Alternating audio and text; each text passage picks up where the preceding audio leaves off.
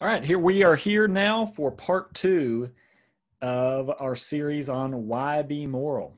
In the last video, we talked about the question itself, what it meant, how to understand it. We talked about Glaucon, the character from the Platonic dialogue, his argument that our only reason to be moral is external in terms of legal punishment and possibly social disapproval.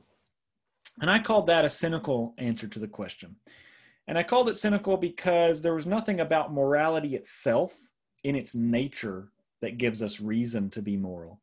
It's just an accident that there happen to be laws that punish us for being immoral. And even they don't do a perfect job. There are lots of, especially in our form of democracy, or liberal democracy, we all, I think, grant that there are things that are immoral that cannot be legally punished, right? The definition of liberalism is, liberalism in the broad sense of the term, which Republicans and Democrats both fall under, is that it is impermissible to coerce someone or to punish someone for anything that does not directly harm another person without their consent. This is a tradition that kind of started after the Enlightenment, and John Locke was in this tradition, who, we basically plagiarized from in our founding documents. And John Stuart Mill wrote a really seminal work on this, on liberty. It's a great book. If you ever get time and want to read something really hard, you should read it. Hard but good. Excellent, really. And really, with every passing day, more needed for our times, I think. At any rate, what that means, though, is that if you think that there's anything you can do that's immoral but doesn't directly harm another person without their consent, then you're going to think that there are things that cannot legally be punished in a liberal democracy, but that are still immoral. And I think there are lots of things that are immoral that don't directly harm, physically harm another person, right? There's emotional harm. There's saying nasty things. I think, those often counts as a bad thing to do, immoral. There's the breaking of promises, right? Where you don't have a contract with someone, but you made an informal promise to them and you break it. It seems like a bad thing, an immoral thing, but it can't be legally punished by law because you haven't harmed somebody. So even the law in a liberal democracy is going to be at best an imperfect reason giver for being moral, because we can't punish certain things that are immoral. So in those cases, you don't even have a legal punishment reason to be moral. And so there might be social disapproval, but even that is a lot looser than legal punishment.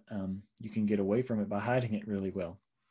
Okay, so in that sense, it's a cynical answer to say that social disapproval and legal punishment are the only reasons we have to be moral, because they don't really have anything to do with morality, right? They're not essential to morality.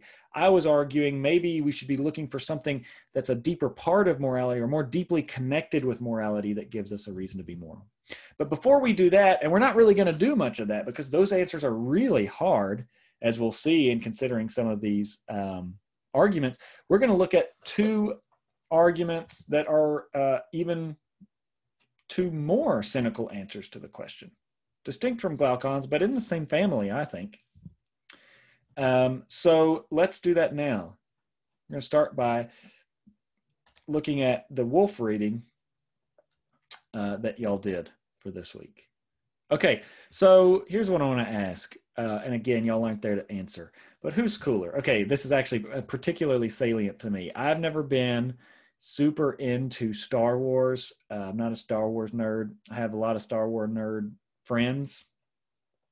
But my son is 6.5, and he just got into the Star Wars phase. I never got through that phase or got into that phase, mostly because I guess my parents were not Star Wars people, so maybe I would have gotten into Star Wars at that age, but I don't think I watched Star Wars for the first time until I was like 22 years old.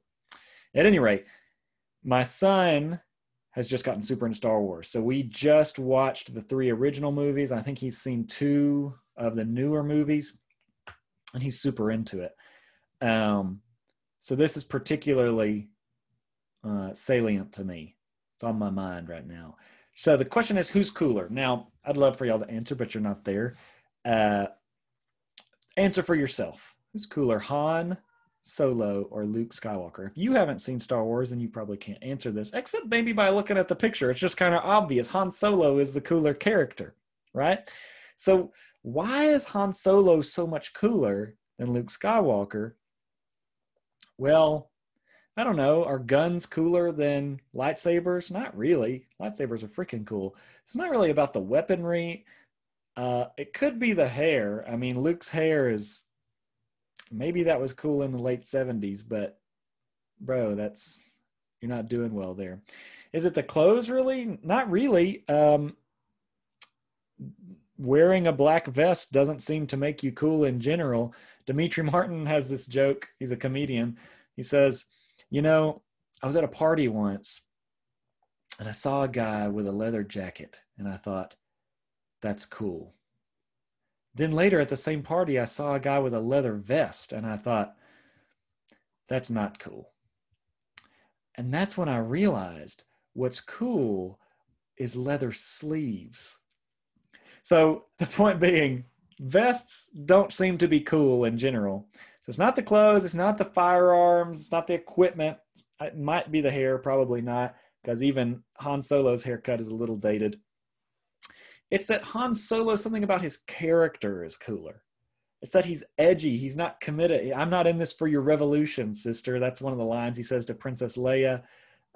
He says, somebody's telling him the odds of making it through an asteroid belt in a spaceship. And he says, never tell me the odds, right? So he's on the one hand, somewhat cynical. That's the first quote. He's not in it for the revolution. He's not principled. He's just there to make a buck. On the other hand, he's kind of reckless almost. He's going to work against the odds, against really bad odds, making it surviving a trip through an asteroid belt in a spaceship. So there's these character traits to Han that are edgy. You could call them edgy traits. He's somewhat cynical. He's self-interested and kind of reckless. And then you look at Luke, and Luke is sort of like almost a brown noser, right? I mean, there's a part of him that wants to get away from the farm, in the beginning in the first Star Wars movie, but really he's what's the word? He's a Boy Scout. Luke is a Boy Scout. He's doing everything right. He maybe kind of disobeys some advice at certain points, disobeys his grandparents, and leaves. What is it? What's the planet Hoth, where he goes to see Yoda, even though Yoda tells him he shouldn't leave. But until, maybe he gets more interesting when he's fighting Darth Vader or whatever. But to a large extent, he just comes off as a Boy Scout, whereas Han has these edgy character traits that make him cool. You're drawn to him in a way you're not drawn to Luke Skywalker. So that's going to be important for Wolf's point. She's not talking about Han Solo and Luke Skywalker.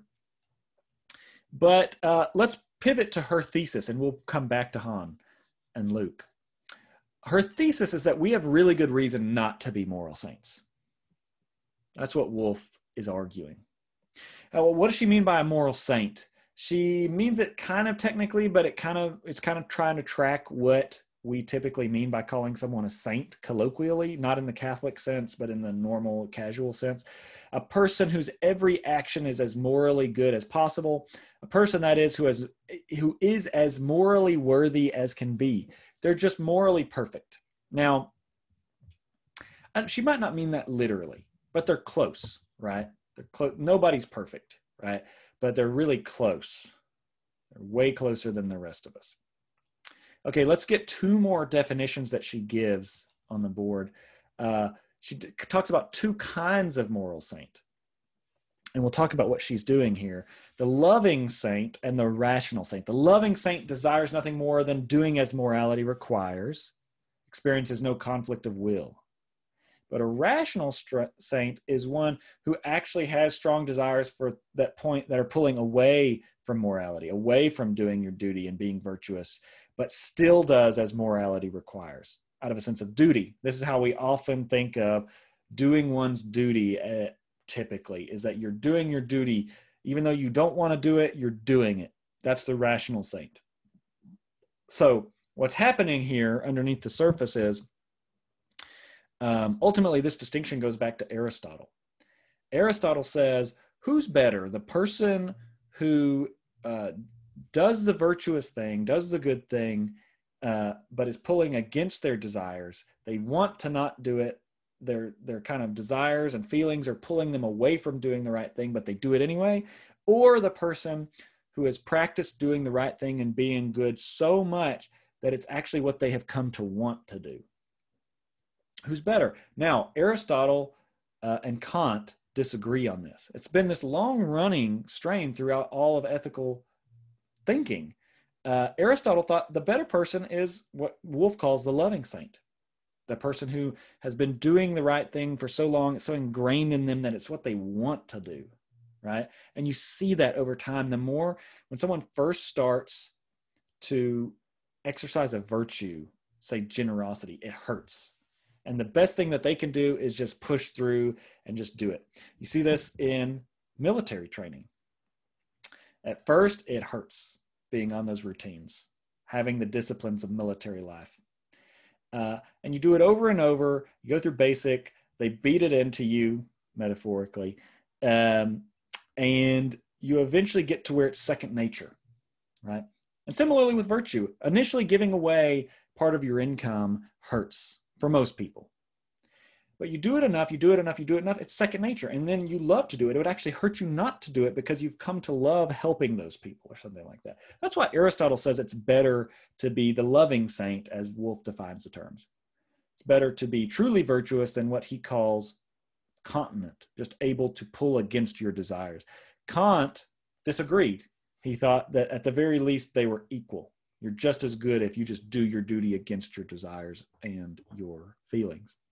At any rate, there's a long history to this distinction. Wolff is not coming up with this out of nowhere, but she needs to have both of these kinds of person on the board because it's going to maybe make a difference to the argument if you pick one saint over the other. But she defines both of these as types of moral saint.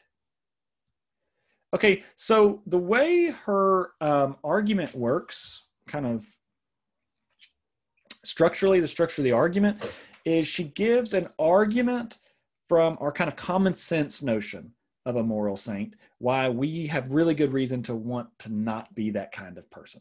We shouldn't be trying to be morally perfect or even close. And then what she does is she said, well, that's our common sense notion of sainthood. Let's take our moral theories that tell us what it is to be a good person, and then let's see what it would look like to be a perfect person according to that theory.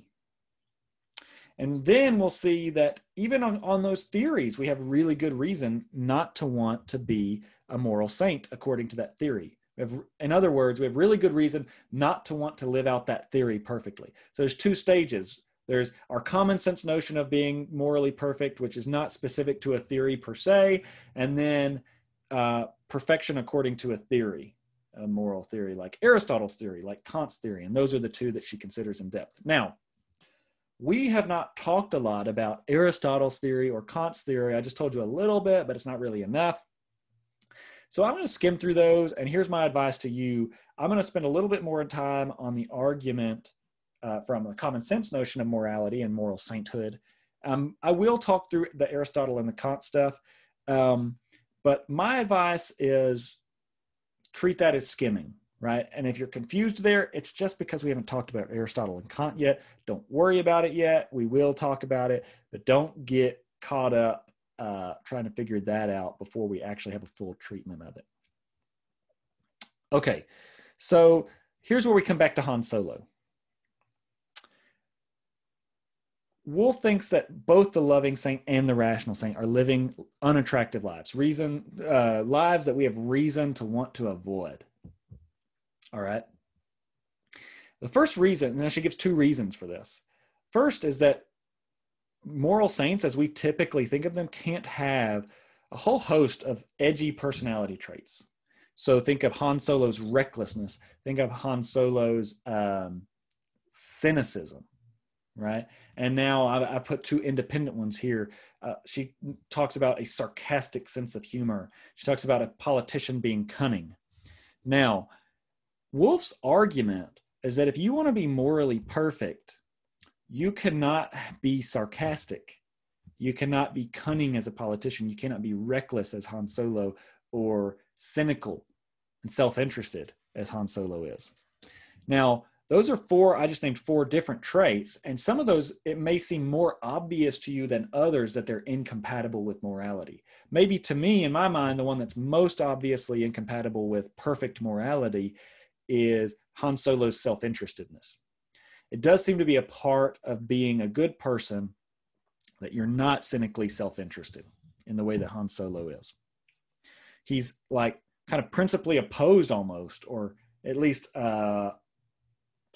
dispositionally opposed as part of who he is to any kind of principled stance about anything. He's not in it for the revolution. So self-interest to that degree does seem to be incompatible with perfect morality. But what about the other ones? Being cunning as a politician, having a sarcastic sense of humor. Those seem less obviously incompatible with being perfectly moral. But Woolf thinks, well, look, our common sense notion of moral sainthood rules those things out. But she says, look, those things are good in some non-moral sense. Don't you want to be able to be sarcastic sometimes? Don't you want to be able to be cunning where it's called for? Don't you want to have the license or the freedom to be reckless every once in a while, like Han Solo? Don't you want to be able to say, don't tell me the odds, and then go into the asteroid belt? So that's the first sense in which she thinks it's very unattractive. We have reason to want to not be perfectly moral. The second sense is that we don't have time or space in our lives, broadly speaking, for non-moral pursuits and passions. Okay. So we all have these things, I hope, maybe less so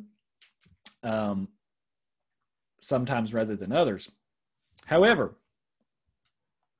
most people have some sort of pursuit that's outside of morality, outside of just trying to be a good person.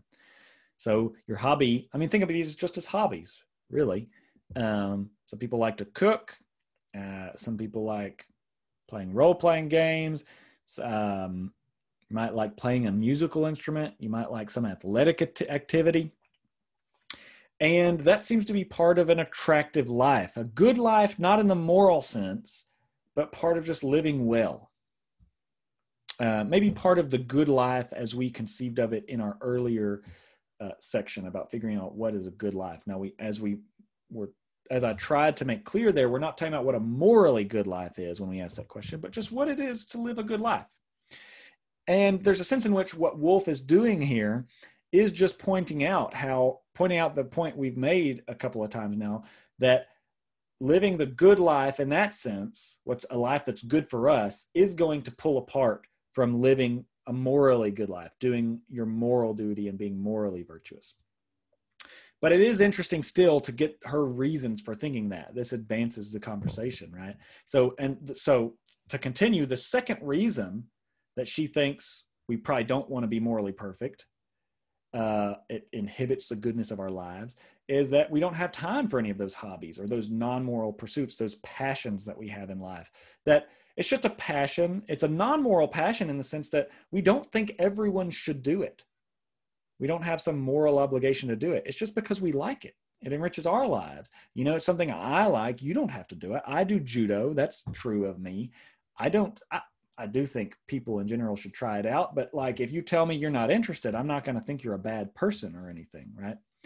But it turns out if you want to be morally perfect, you don't have time for that stuff. If you want to be morally perfect, you have to put everything towards helping others, for example.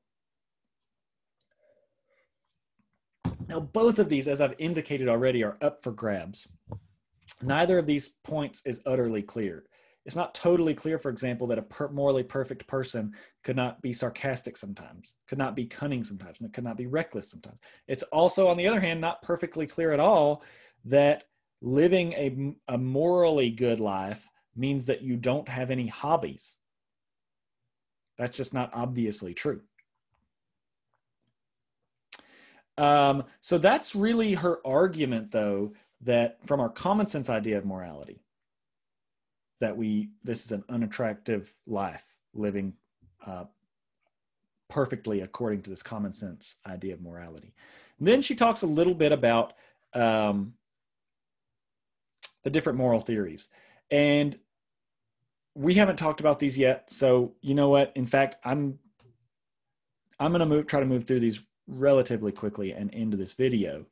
But according to act utilitarianism, what you should always do, what your moral obligation is to always maximize happiness in the world.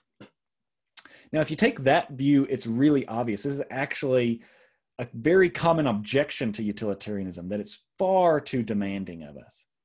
Whenever you're watching TV at night, could you be creating more happiness in the world than just by what you're doing, watching TV? Yes, of course. Every single time you've watched TV, I promise you could have created more happiness by doing something else. You could have gone and volunteered at a soup kitchen. You could have gone to your kitchen and made meals for the homeless. You could have, there's a huge host of things you could have done to create more happiness than you get from watching TV. And that's true for everything that you do. In fact, even the things you think are morally good you probably could have created more happiness by doing something else. So it's true. It's pretty clear on this theory that it's going to be far too demanding for us to ever want to live that life. But for Kant, it's actually maybe a little too easy to be morally perfect. So in a sense, let me try to summarize this as briefly as I can.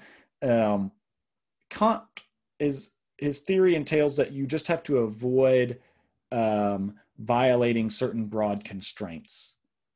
Anything that you couldn't allow everybody to do is something you have a duty not to do. We'll talk in much more detail about that. But broadly speaking, this might not make perfect sense yet. Wolff is arguing that for Kant, as long as you're not violating those constraints, you're doing as well as anyone else not violating those constraints. And so I'm just as good of a person as Mother Teresa, and that's a huge problem for Kant's theory, Wolff thinks. Okay, so we're going to stop the video there.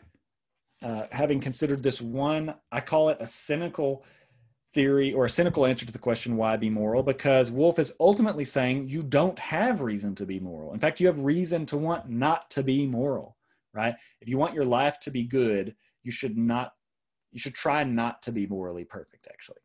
So Glaucon thinks we have some reason to be moral, but it's all external. Wolff thinks we actually have reason not to be moral. And next, in the next video that I make, we'll consider one last, I think still cynical answer to the question that says we do have reason to be moral, but it's just self-interest. You achieve the conjunction or the parallel paths of morality and what's good for us just by redefining morality to morality's detriment. All right, till then.